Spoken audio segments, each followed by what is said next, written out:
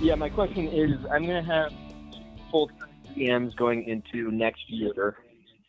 How do I pay them specifically when I'm still going to be in the picture?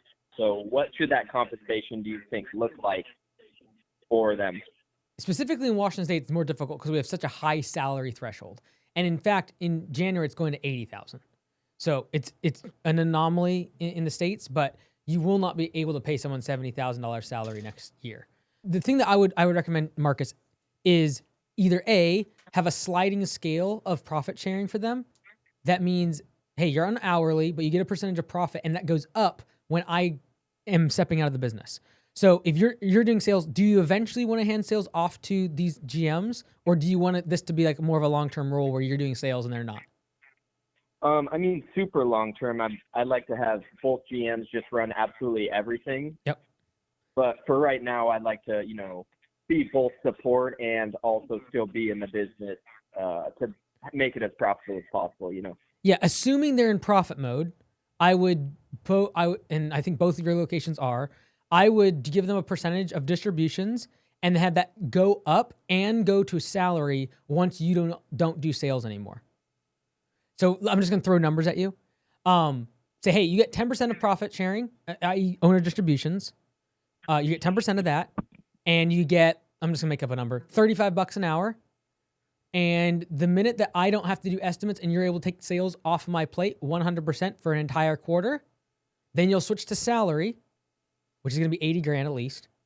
And you're going to make, say, let's call it 15% profit sharing.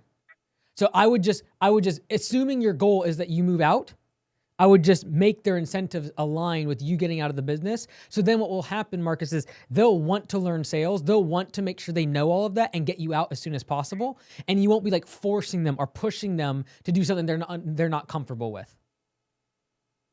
But better. Yeah, that makes a lot of sense. Because Okay, in growth mode, you're going to be the best. Like, you're going to be the best salesperson, no, by far. So the objective is get as much of the revenue recurring by the time you do hand it off to them, so that very few of their estimates have to be done in person and very few projects are being done, making the sales part way easier for them to get handled. And so I think for both of your locations, given that one I think is like 600,000 or 700,000, the other one's at like 800,000 or 900,000 in annual revenue, I would be really looking at like this coming year, like being in profit mode heavily, trying to get as much recurring revenue as possible. Even if your revenue stalls out, but you just like basically don't take on projects that are not from existing customers, like just keep hitting your capacity and then like just get more and more, less and less tolerant with what kind of projects you're taking on, because that's going to be allowing them to take on sales sooner.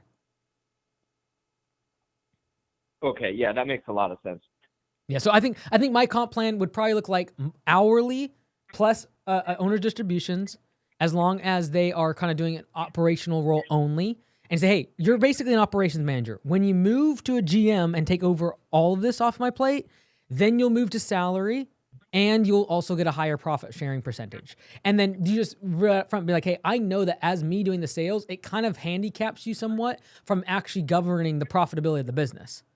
And so I understand that. The goal is to eventually that's not the case, and we're able to actually, you can take more control and autonomy for the whole location. Okay. In Mount Vernon, we pay $22 per hour base, and then in Redmond, we pay $23 per hour base. Yep. What should their hourly pay look like, do you think? Because some of our top performers on P4P for both locations make about $30 per hour. Yep.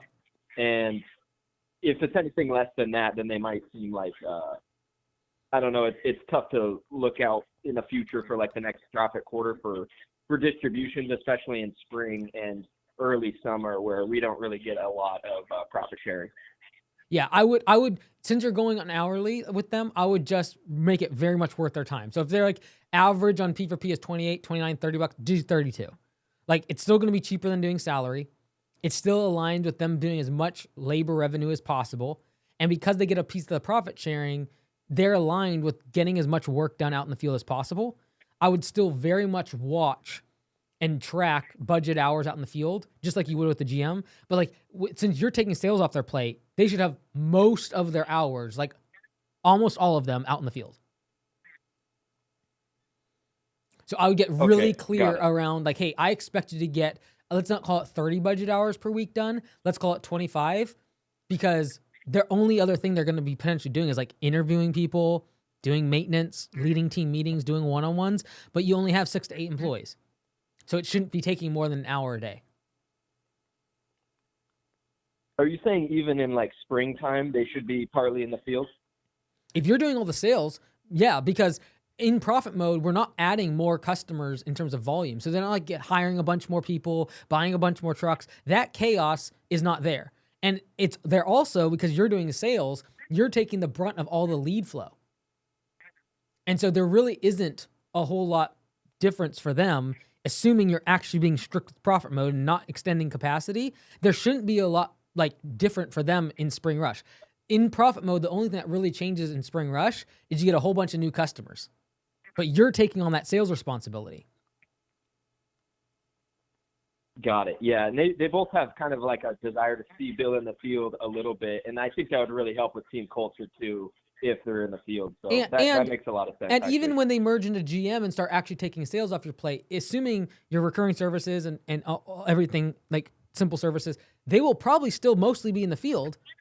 It's just a function of now they are beginning a higher piece of the profit sharing. But like, again, at a working GM size, the delta between profit and unprofit is, can they still be out in the field working? And what's cool with this model, the way you're doing it, is they'll get very used of working most of their hours out in the field. And then you'll set the expectation of how many budget hours you expect per week, et cetera. And then when they take sales off your plate, you'll trim it down based upon how many in-person estimates they do. Got it. Good stuff. Anything else, brother? No, I don't think so. I really got to lay out the exact like compensation plan, and then I'm going to go over it with them one-on-one. Obviously, we're doing the Augusta only conference. Yeah. So the good news is I'm bringing like basically my entire team for both Redmond and Mount Vernon teams. So they'll get to meet each other. It'll be great. And then I'll also, right after that, once they're all inspired, I'll set the GMs aside and I'll kind of show them their contract, what it looks like, you know, potentially with their profit sharing bonuses and everything in the future. So I think it'll work out really good. Thank you for the advice. You got it, brother. I'd say the one thing I would edit on your plan is to tell them their comp agreement and go over that prior to the conference so that when they show up, they're going to get way more out of it and listen a lot more and make connection with other general managers, because then that's now on their horizon and they're going to be listening with different ears than the technicians that might be coming.